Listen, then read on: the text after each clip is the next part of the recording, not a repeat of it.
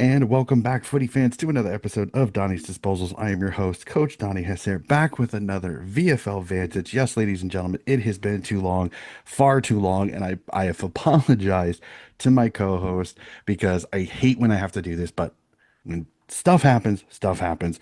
Joining me from Victoria, hoping our internet decides to behave itself, Mr. Brendan Rhodes. Brendan, it is great to see you, sir. Good. G'day, Donny. How are you? And yeah, any day I can talk about football for a long time, I'm pretty happy with. So that's fine. Well, I'll tell you this, I'll be bloody better if this internet decides to behave itself because it always seems to just be a total pain in the tush when it comes to talking Victorian football. So we will not Welcome to waste, welcome to Melbourne. I know we will not waste much time. We'll go through it. So we have, as I look at my script here, we have rounds 2 through 6 in the women's and rounds 5 through 9 in the men's. Really quickly, from what you've seen, I know it's a lot. What's been going down in VFL football and how has it been going? Because we've had some absolute classics, some after the sirens, some incredible comebacks, and even some draws in both the men's and the women's competition.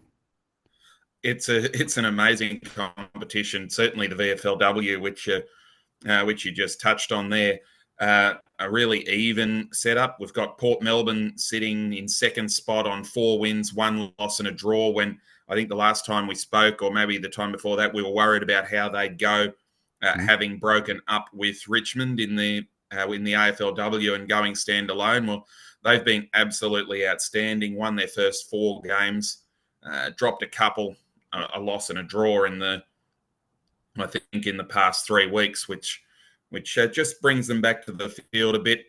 We got Essendon flying at 5-1. Sandringham, the new look Sandringham, finished second last as the Southern Saints, and they won their first 4 games as the Zebras, and they've come back the same way too. They've had a couple of St Kilda players, but mostly they're doing it completely off their own bat, and those are the teams that are standing out: 4-1-1. 5-1 for Essendon, 4-1-1 for Port and Sandringham. North Melbourne Werribee, the reigning premiers, have been beaten twice, which was a real surprise to me because I considered them to be really hard to see them losing this year because they'd won the flag and they'd strengthened their team significantly.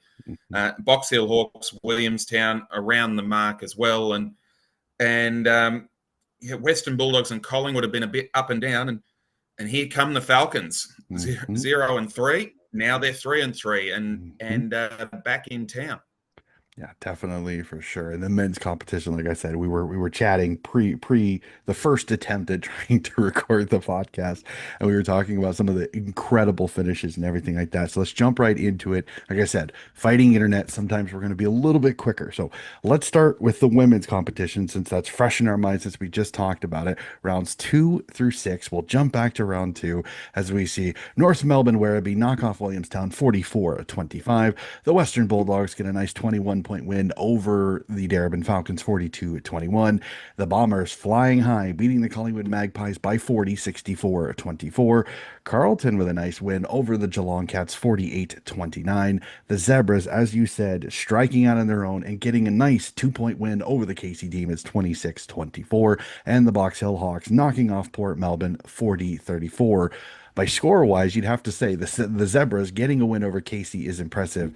But again, we've seen some really good performances, even this or at this time early in the the VFLW season. Yeah, it was an early marker, this one, of how Sandringham might go, but also how Casey might go.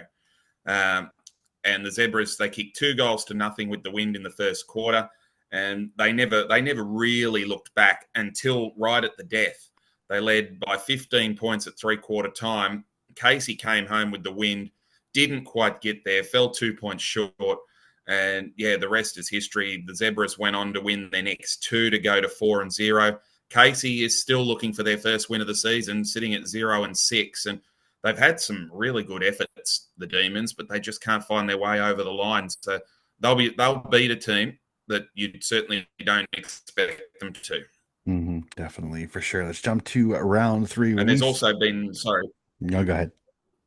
I was going to say, well, there we go again. I was going to say there has been some changes to squads. Hmm. over the last few weeks too, with players being picked up by AFLW clubs as Hmm. late replacements.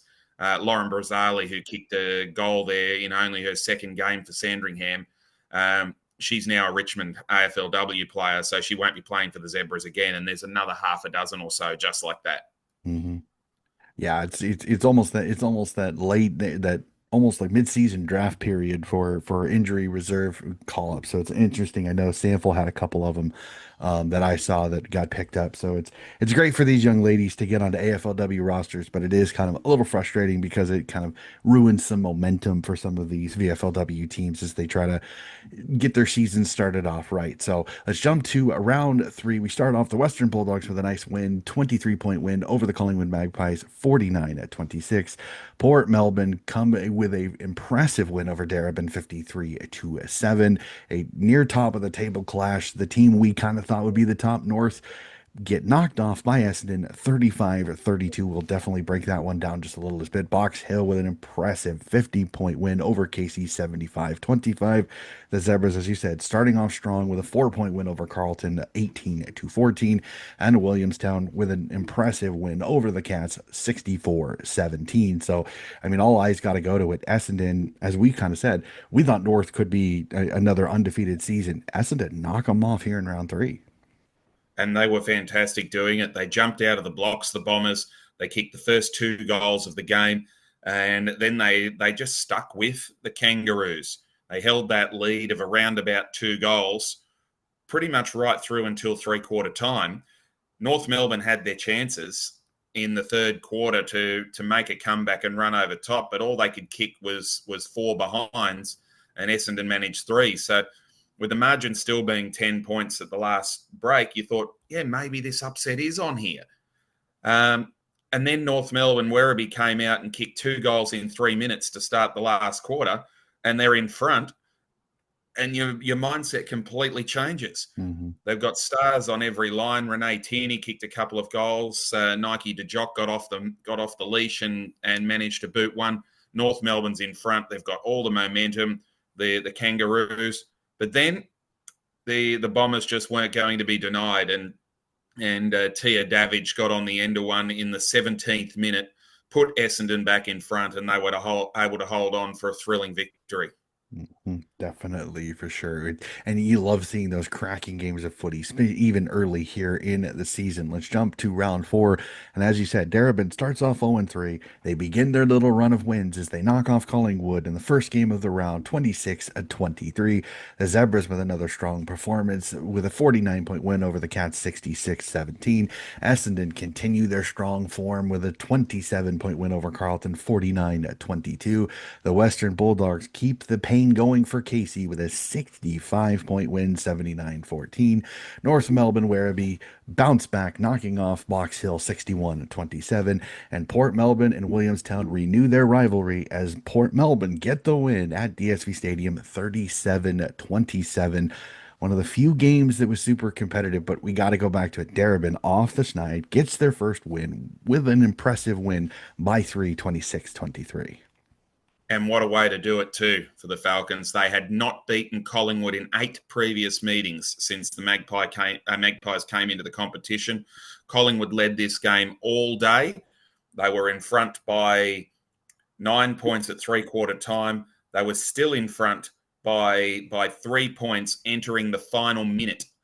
And Monique DiMatteo, a former Collingwood player, mind you, was able to get on the end of a pass, took the lead, took the mark, diving in, and kicked the goal from about 35 metres out, straight in front, with about 40 seconds on the clock to pinch that victory. As you said, it got Darebin their first win of the year. They beat Collingwood for the first time in 9 attempts, and it was a surprise too, because Collingwood were flying at the Mhm. time and really looking like they were going to be a premiership contender, and I still think they might be if with their young stars. Talia Sanger is one to certainly keep an eye on, an 18-year-old recruit who had 23 disposals, I think, on debut back in round one, and she's been in the Magpies' best every week. But this one was about Darebin. Monique DiMatteo with her couple of goals. Steph Simpson, the co-captain, with another one. And the 8 or so players who left Collingwood after the grand final in 2023 and went to Darebin finally got their victory over their old team. It's got to be sweet, sweet revenge for them a little bit. So let's move on to it. Let's move to round five, where the schedule makers, they go, Darabin, you're playing well in the first game. Let's do it again. And they find a way to get it done again with a 30-point win over Carlton, 46-16. North Melbourne Werribee get a win over the Western Bulldogs by 21, 43-22. Collingwood and Box Hill with an incredible game at Victoria Park as the Pies edge out the Hawks by to 27-25. The Bombers with a scare from bottom of the table Casey by 6 as the Bombers find a way to win 42-36. Port Melbourne with an impressive 57-point win over the Cats 61-4. And Williamstown and Sandy play in an epic one at Trevor Barker Beach Oval as the Seagulls survive and get a 1-point win 29-28. An incredible round of footy considering three games in less than a goal. How awesome is this footy? This is what you want to see. Yeah. Collingwood, as much as Collingwood were clear favourites to beat Darebin, they were clear underdogs against the Box Hill Hawks, and they held the Hawks goalless in the first half, and then managed to hold them off in the final run home by those couple of points in the rain, mind you. It was pouring rain on this particular weekend, so that obviously affected the scores a little bit. And we haven't been getting much rain here. Although having said that, it is raining right now. But yeah, the Hawks had the last 5 scoring shots of the game, but 3 of those were behinds, and they just fell short. A great win for Collingwood there to get their season back on track. Casey and Essendon was the game that I was lucky enough to call, and the Demons were so good out of the blocks. They kicked 4 goals to 1 in the first quarter. In fact, the first 4 goals of the game. Ella Morris, a former Swans Academy graduate, who's basically been on the sidelines for the best part of 2 years with injury, finally getting a good run of form, and she was electric in this game. She was taking contested marks. She kicked a long goal from the boundary line. She snapped another one around the corner. 3 goals she kicked in the first half. The Demons led, I think they led about 5 minutes into the second quarter was when they kicked their 5th goal, and they led by 27 points. And they didn't kick another one. And Essendon just gradually wore them down as a good team does. And they took over and got the lead and the win with 5 minutes to play and managed to run away with that. The game down at Andringham, Williamstown, very, very good in this one. They trailed by a goal at 3/4 time. They came out, kicked the first 2 of the last term, looked pretty good. They were safe, and it was actually basically the last kick of the game with 25 seconds to go that Ariana Clark got one back for the Zebras to cut the margin to 1 point. So it was a good win for Williamstown, over top of being that 1 point epic. Yeah, definitely for sure. Love rounds of footy like that. And unfortunately, round six, a little less competitive, but it ends with a fun one. So let's go to a Darabin again. Starts off the round with a win, beating Casey by 44, 58-14. Essendon with another win over Geelong by 40, 64-24. Box Hill bounces back and gets a win over the Western Bulldogs by 34, 56-22. The Collingwood Magpies find a way to knock off the heavily favored North Melbourne Werribee 46-33. Williamstown get a win over Carlton 33-21. And what a way to end the round as Trevor Barker Beach Oval gets another classic as we have a draw 24-24 between Sandy and Port Melbourne.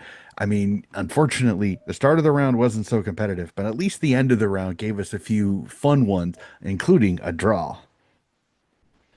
We'll touch on an amazing weekend for Sandringham, and we'll touch on that one a little bit later on, of course, with Sandringham and Port Melbourne there. But it was the Zebras this time who made their move through the middle of the game. Port Melbourne kicked the first goal, the only goal of the opening quarter. In fact, Sandy did not even score at that stage. And the margin got out to 11 points early in the second term. And then the Zebras basically exploded into action and they kicked the next 4 goals of the game to go from scoreless to comfortably in front. They were up by 13 points. Game looked basically over. And then Port Melbourne came again and Sandy didn't score again. So the 4 goals that they kicked through the middle of the game were their only 4 scoring shots, 4 straight 24. How do you pick that? And then Insane. 2 goals won in the last quarter for the Borough, and they managed to get the draw. The scores were levelled by Rachel Slater 12 minutes in, so there was 8 scoreless minutes with the scores being absolutely locked away and neither team able to get even that point that would have stolen the victory for the game for their team. You gotta love it. They locked it down on both ends. Don't mind it at all. So that is it for the women's. That is They said they certainly can do that, and the physicality and the pressure that's in these games are absolutely brilliant. yeah, definitely for sure. So let's jump to it. We will jump to the men's competition.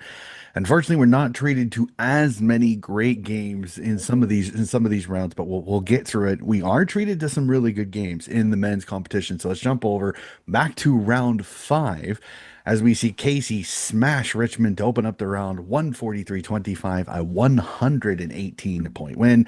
The Frankston Dolphins with a nice win over the Northern Bull Ants 99-55. Werribee get a 20-point win over Williamstown 79-59. The Brisbane Lions come down to knock off the Sandy Zebras 93-44. Collingwood with an impressive win over Essendon 119-88. The Gold Coast Suns with a win over the Sydney Swans 93-46. Box Hill with a nice win over Port Melbourne 123-85. Carlton edge out the Cats at Icon Park 88-84. And the GWS Giants with a whooping on Footscray 120-47.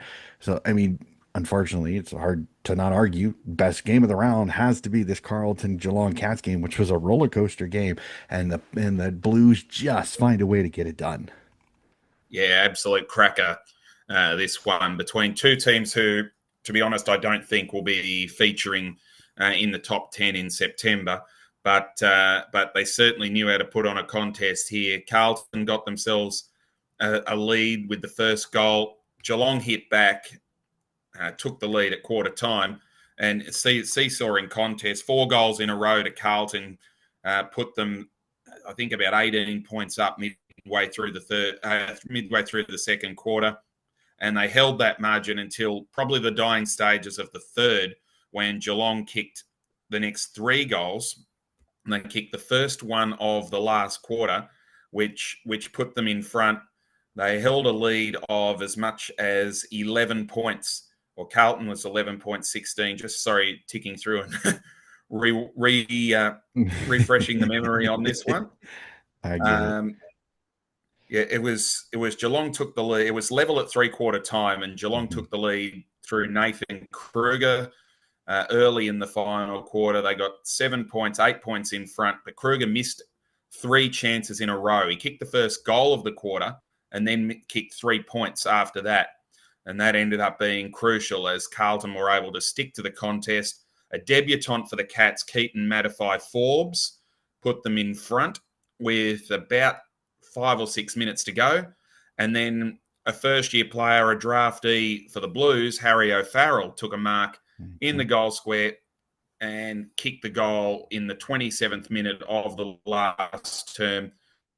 Uh, the siren went not long after that. Carlton winners by 4 points after 1, 2, 3, 4 in what was a classic game of football. Yeah, definitely for sure. But then the VFL goes, you know what? We didn't have an entertaining round before. Let's make it entertaining the next round. As round 6 sees several really good games. Let's jump right into it. North Melbourne edge out Essendon by 10, 83-73. A game we are definitely going to talk about a little bit because my beloved co-host got to call this game in a classic at DSV Stadium as the Seagulls knock off the Sharks 108-105. The Werribee Tigers get another win as they knock off Frankston 129-90. Footscray Bulldogs go whack on the Collingwood Magpies by 72, 114-42.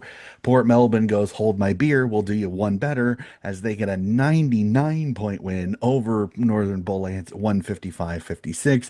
Richmond get a win over the Box Hill Hawks by 25, 91-66. The Q Clash Light, the VFLW version, sees Brisbane edge out the Gold Coast Suns 95-93. Coburg with a nice, impressive 22-point win over Carlton 178. And the Sydney Derby Light sees the Giants get a win at the SCG 91-65. But let's go to it, sir. The game that you had the pleasure of calling as the Seagulls knock off the Sharks in an absolute ripping game of football. A standalone classic that would not have been out of place on the third Sunday in September. Mm-hmm. That's how best to describe it. Just a classic contest between two very good teams. Williamstown struggling at the start of the season, but have managed to get themselves going. A couple of big wins at home, another one which we'll talk about later on. But in this particular one, they led early on, 4 goals in a row either side of quarter time, gave them an advantage. But then it just looked like the class of Southport and the quality on their list would take command of this game. And they gradually worked their way forward, and they were 23,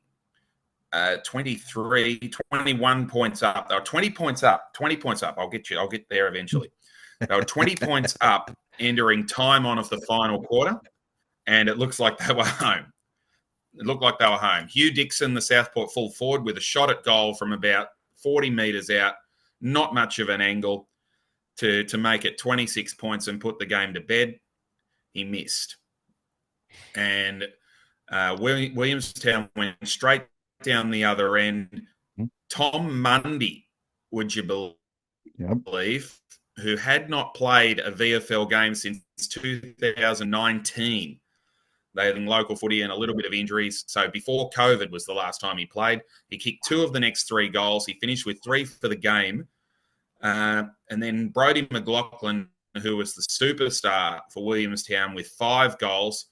It'll be potentially most remembered for the one he missed. He missed a simple set shot, left them still 2 points behind Williamstown, but Nathan Colenso was able to win a free kick right in front of the grandstand, right in front of most of the Seagulls fans, snapped it home, and then all that was left was the Sharks to make one last rush and a desperate effort on the goal line down the other end, thumped the ball through for a behind, and the siren went for a famous win for Williamstown that got their season back on track, but certainly didn't lose the Sharks any admirers. No, absolutely not. But a fantastic game. I remember sitting down and watching the highlights and just how epic this game was. And like I said, hearing Brendan call it just made me chuckle a little bit because I'm like, I'm definitely having to bring this up, especially with an incredible ending like that. So let's jump to round 7. We start off as Essendon get a nice impressive win over the Swans, 107-42, a 65-point win. The Footscray Bulldogs get an 18-point win over the KC Demons, 80-62. The Box Hill Hawks knock off the Werribee Tigers by 16, 93-77. Another unattached classic as we see a draw at Frankenhauser Reserve up in Queensland as the Sharks and the Port Melbourne Borough play to a 72-72 draw. Brisbane get an impressive win over North Melbourne 92-65. Collingwood with a smackdown of the Northern Bullets 151-76. Carlton edge out the Sandy Dragons 65-47. I'm going to skip this next one because it is definitely the game of the round for sure. GWS get the win over the Geelong Cats, 107-75, a 32-point win. But again, two unattached sides give us the classic of the round as the Frankston Dolphins at home at Kinetic Stadium get an after the siren winner to beat the Coburg Lions and to break Lions' hearts. As sad as I was for Coburg, what an incredible game of footy at Kinetic Stadium. You can never write Frankston off. down at Kinetic Stadium. That's for sure. They were beaten. They were well beaten. They were outplayed for the entirety of this game. Coburg was convincingly the better team for most of the night, but they just hung around the Dolphins. They just hung around and they gave themselves a chance. And then they kicked a couple of quick goals, got it back within less than a goal. A free kick and a 50-metre penalty to Jack Andrew re-established a 12-point lead for Coburg at the 26-minute mark of the last quarter. Then a long-range bomb from a club stalwart in Jackson Voss brought it back to a kick. A rush behind as the clock ticked to 30 made it 5 points the difference. And then at the 32-minute mark, a scrambled kick inside 50, picked up by Max Kennedy for Coburg. He picked the football up, stood up, and as he stood up, he was tackled with both arms pinned. No chance of getting rid of the football. The umpire decided that was holding the ball. And the siren went as Blake O'Leary, in his 50th VFL game, mind you, Mm-hmm. went back and cool as ice, slotted the goal after the siren, and it was like they'd won the premiership. Spectators streaming onto the ground from Yep. all points except for the Lions' corner of the ground where they were they had different targets on their mind at the end of that game, and I could understand why you don't like to knock them, but I think it's universally understood that was a pretty ordinary decision, and Frankston was lucky to get out of jail, but they gave themselves a chance to get out of jail, Yep. and Yep. that's the key thing. Yeah, it's one of those you hate that it taints it a little bit, the dubiousness of a call, but the fact that he's still got to kick it, like that's the biggest thing. Like that guy's got to kick it. Exactly. If he skewers it off the side of the boot, kicks out on the full, Coburg still wins the game. Or if he kicks it behind, it's Yeah, at least a draw, so you at least still get 2 points. But I get it taints it a little bit, but it's still what a game of footy. Absolutely loved still an it, amazing game, man. The and Kinetic Coburg's up Stadium. and about. Yeah, oh yeah, exactly. But Kinetic Stadium under the lights, was fantastic, fantastic game of football. So let's jump to round eight. We see Carleton continue the pain for the Swans, a 30-point win, 105-75. Collingwood with a nice win over the GWS Giants, 56-45. Box Hill, wow, 84-point win over Gold Coast at People's First Stadium, even more impressive, 113-29. Southport keep the pain going for Casey, 94-53. The Williamstown Seagulls get a win over Footscray, 84-56. Port Melbourne and Geelong in what looks like a slog and a 4-point win as the Borough get the win. And that one, Coburg bounced back after the loss to Frankston and decide the Northern Bull Ants will be their target with a 30-point win at 99-69. Werribee beat the Zebras 112-61. And North Melbourne edge out the Tigers in a classic 2-point win, 62-60. Some interesting results here, but man, a slog between Port Melbourne knocking off the Cats and the 2-point win as North Melbourne get a win over the Tigers. Yeah, they were the two slogging games of the weekend, on top of the Collingwood Giants one, where a lot of teams kicked themselves out of games in Mm-hmm. this particular round. The Port Melbourne Geelong one was played under lights in very wet conditions, which was tough work. But the Borough kicking 6 goals, 15 is the one team that actually got out of jail, despite not being able to find the goals. And they got out of jail because Geelong weren't any better, kicking 6-11. It was a real scrap.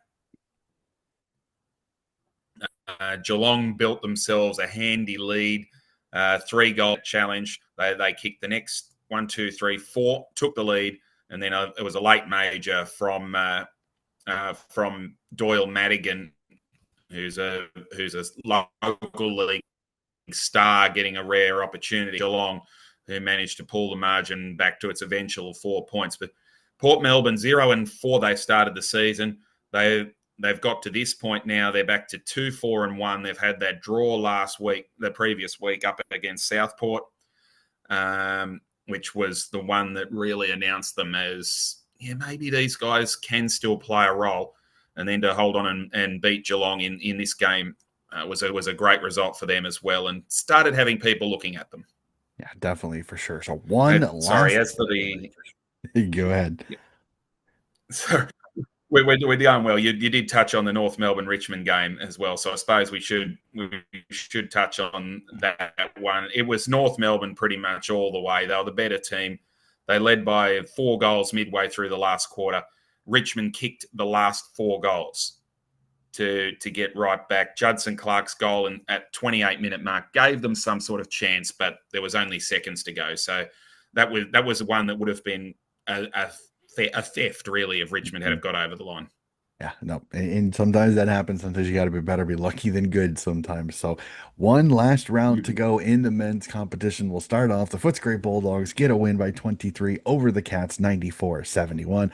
Box Hill with an impressive win over Brisbane by 19, 91-72.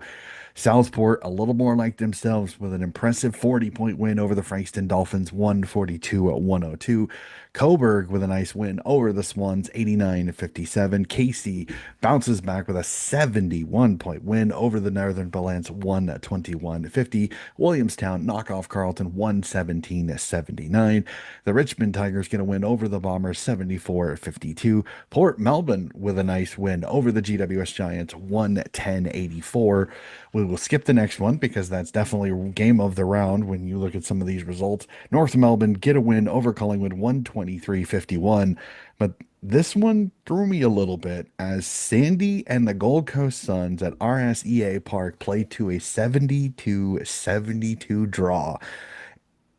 I know this is anticlimactic for some people, but I find draws fascinating because neither team was good enough to win, neither team was bad enough to lose. You split the points and go home somewhat kind of some happy, some not.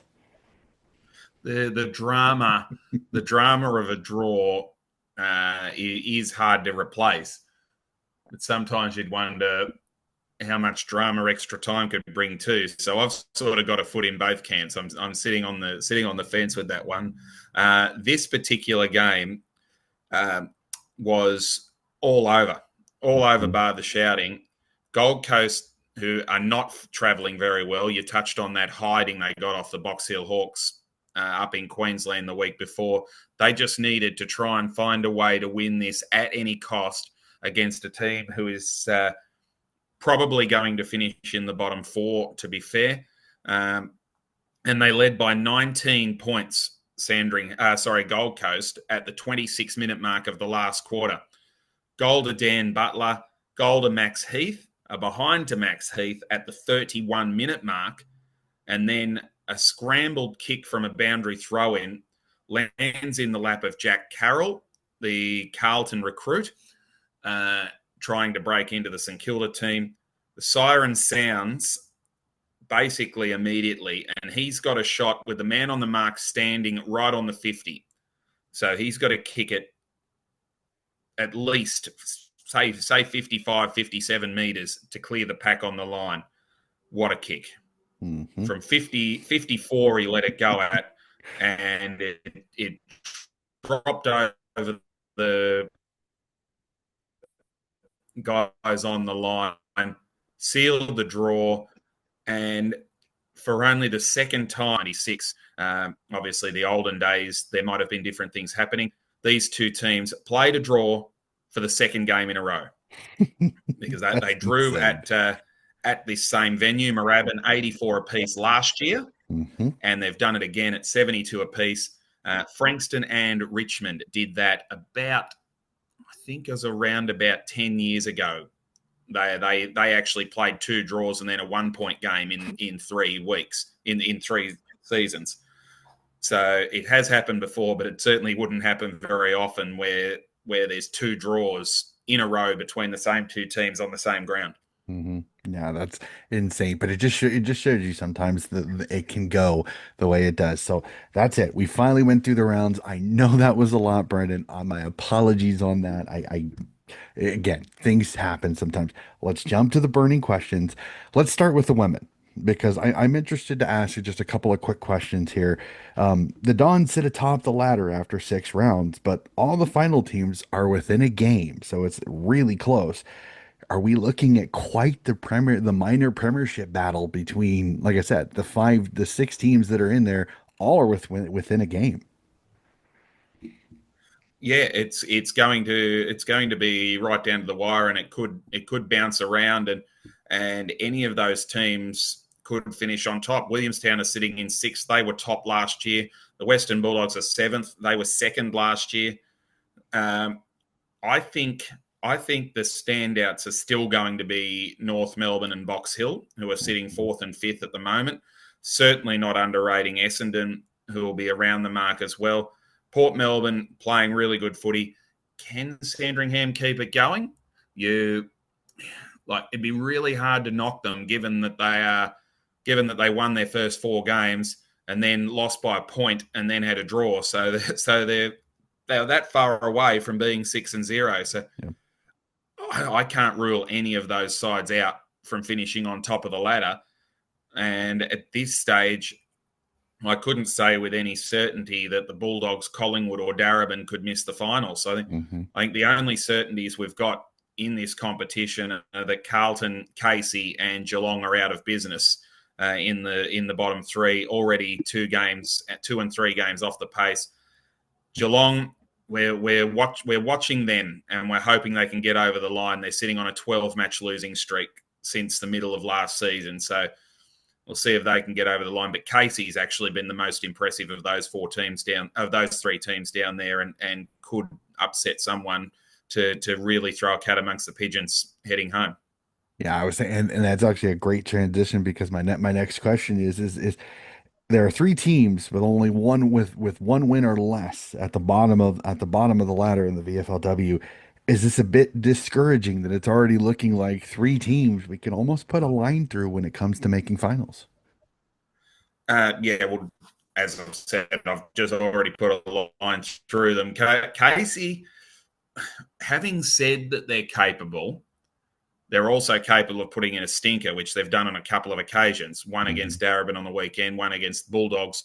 Although the Bulldogs won, they came up against a whole heap of AFLW players, which we're still in the first half of the season, and this week marks the halfway mark. And a lot of these games are skewed by AFLW players lining up. Hmm. Casey hasn't had that yet.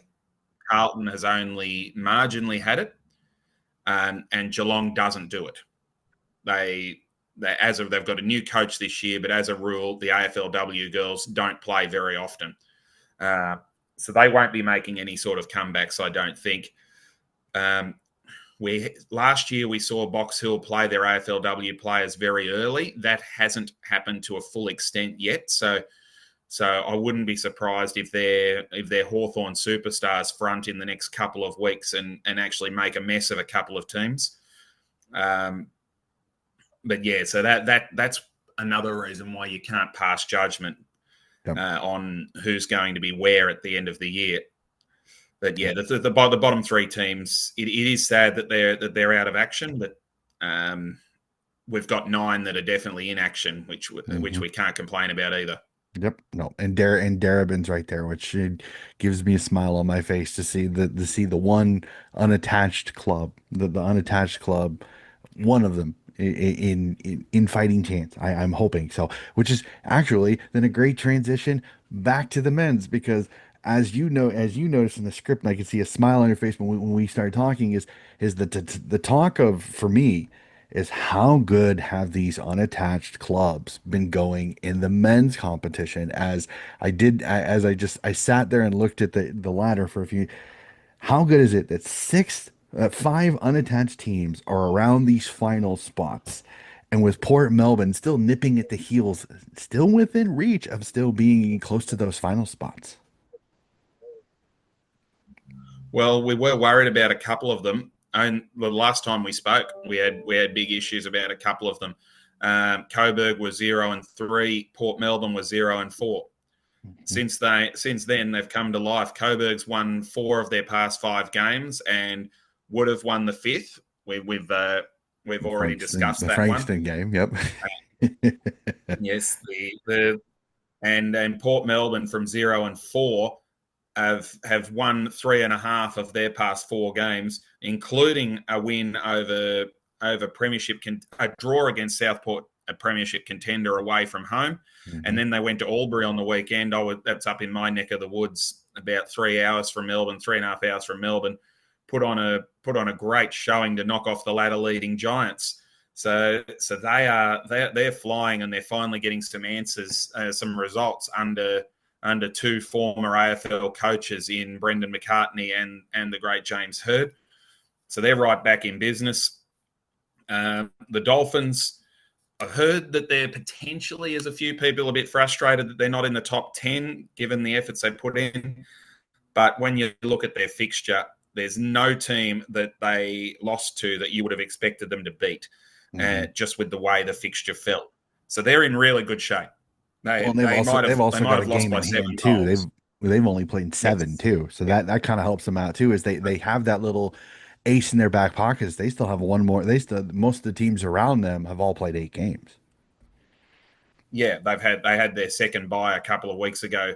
The Dolphins already 2 byes in the first 7 rounds. Brisbane Lions in sixth is the only other team there that have a game in hand. Essendon's just packed onto the bottom there with 7 as well. But if you look at Frankston's fixture, I can see them being 5-5 in a couple of weeks' time. They've got a couple of really hard ones coming in not this week. They should be winning this week against Sandringham. The next 2 against Box Hill and Footscray will be a challenge. And then after that, they could easily get on a run and what you're saying, run the field. I Hmm. still think that they are in really good shape to not just make the top 10, but make the top 6 and potentially even better if they win the games they should win.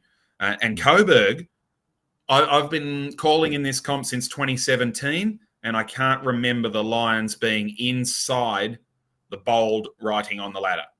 Hmm. Top 8 as it used to be, top 10 as it is now. This is the first time I can remember them being inside that top part of the ladder.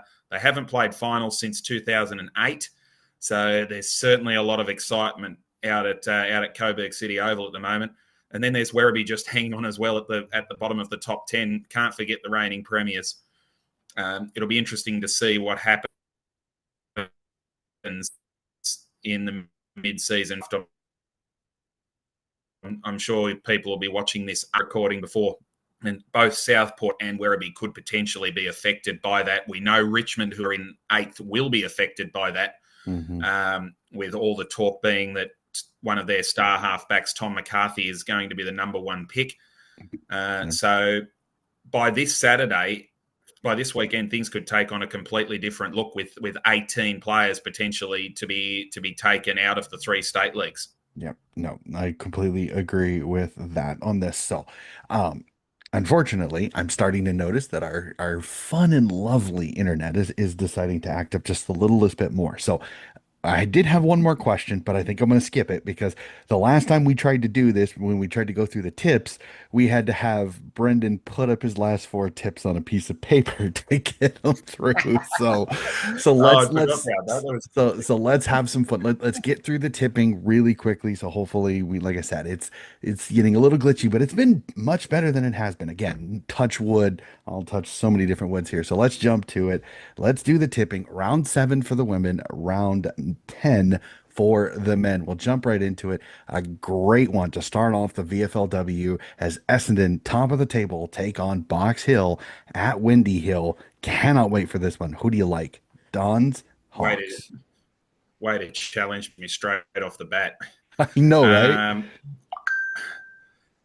I Box Hill are due, as I said a few minutes ago, they are due to roll out their AFLW players.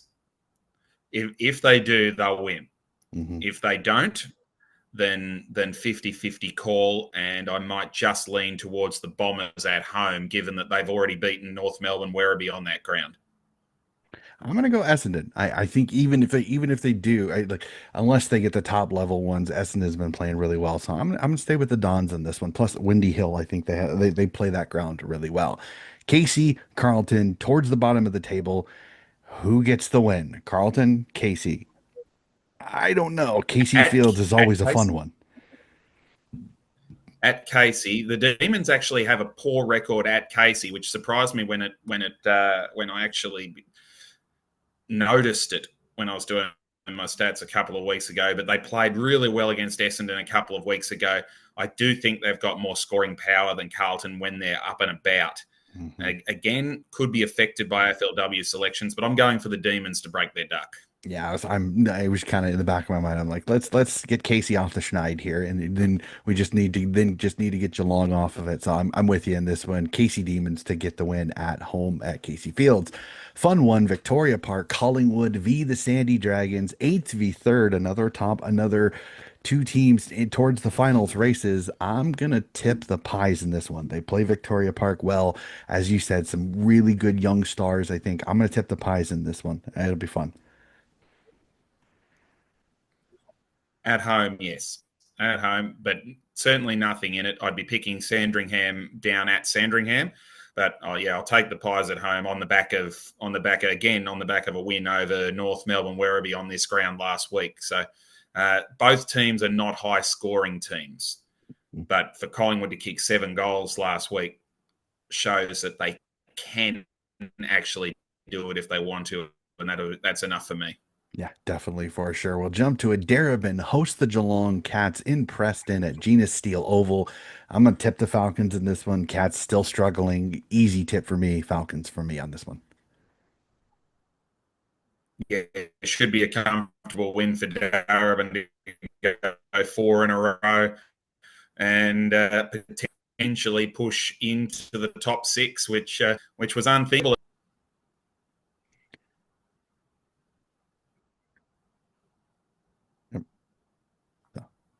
As I said, and I don't mean it for it to happen. I think he's back. Good. Yay.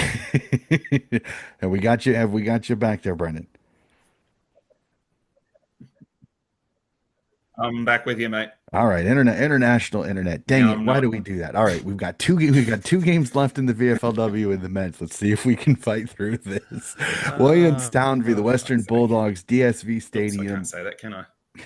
You can. I'm not gonna put it out. All right, Williamstown Western Bulldogs at DSV Stadium in Victoria. Williamstown home ground. Who do you like? Seagulls, Bulldogs. First double up match of the season. Seagulls beat the Bulldogs in round 1. I think they do it again, and Williamstown to win for me. Yep, me, I'm the same at home, especially, and then a good one. Port Melbourne 4v2. Port Melbourne v North Melbourne Werribee on this one. I know North Melbourne's lower and Port's a little bit higher, but as I said, North is a really solid. I think they've had their couple of tough ones. I think they bounce back. I think they get a win, even on the road at ETU Stadium. Willing to get made look silly, but I still can't see myself picking against the Kangaroos this season. Yep, no, 100% with you on that one. All right, sir. We'll jump into the men's competition on this one. Interesting one. We'll start out Brighton Homes Arena up in Ipswich, Brisbane v Essendon, 6v15. I'm going to tip the Lions in this one. At home, always play well in Queensland. Not always an easy trip for a Victorian side going up to Queensland. Lions easily on the rebound. Essendon now really starting to be bitten by injuries. They could pick 4 players in the mid-season draft tonight, which could make a big difference if they rush them into the AFL or VFL teams. But the Lions will still win. Yeah, definitely an interesting one. This one last year would have been a lot tougher for me, but this year it's a little bit easier to. People's first stadium is the Suns host the Coburg Lions. Go the Lions. I'm going to tip the Lions on this one. I'm still picking the Suns. They're not. We know they're not playing well. We know Coburg can travel. They pushed Southport to the limit up there earlier on in the season. Surely, should that they're normally impossible to beat on this ground. I think they've Mhm. lost 9 games out of 40 since they joined this competition on their home ground. So that's why you've got to pick the Suns. I've got to pick the Suns, but yeah, I certainly would be sitting behind Coburg, pushing them upwards. Yeah, I'm definitely. Like I said, I'll cheer for Coburg in this one. I don't care. I'll have some fun with that one. All right, down to Preston in Victoria as the Northern Bull Ants host the Southport Sharks. I think the Sharks win this one and they win it big. Great news last week with the announcement that the Northern Bull Ants will be reverting to their Preston Football Club name next year for the first time in many, many years. They'll get a boost out of that. their first home game since that happened. Um, Actually, I tell a lie. They played at home to Casey last week. Um, they won't be getting anywhere near Southport, but there's a little bit of it's going to take time, but there's a little bit of hope and heart creeping back in at the Ants. But the I Sharks will be far too good. sure hope so. Like I said, hopefully they can bounce back. Always love the bullies for sure. So, all right, NG Stadium up in Sydney is the Giants host the Richmond Tigers. Two teams currently in final spots. Who do you like, Giants, Tigers? Giants will bounce back here. Richmond going all right, but yeah, I think travelling to Sydney might be a bridge too far for them. The Giants on the rebound after a couple of disappointing losses cost them top spot on the ladder. I expect them to get back on the winning list this week. Yep, with you on that one. Giants for me. Tramway Oval in Sydney as the Swans host the KC Demons. As much as I would love to see the Swans win, they with their injury troubles that they've had the AFL level, their VFL side has really paid for it. I like KC in this one.